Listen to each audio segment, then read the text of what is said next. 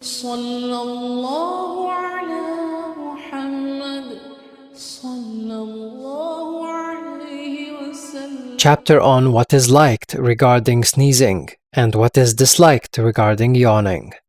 Narrated Abu Hurairah, may Allah be pleased with him.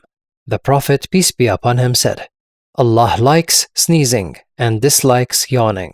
So if someone sneezes and then praises Allah, then it is obligatory on every Muslim who heard him to say, May Allah be merciful to you, Yarhamukallah. But as regards yawning, it is from Satan, so one must try his best to stop it as much as possible. If one says, Ha, when yawning, Satan will laugh at him.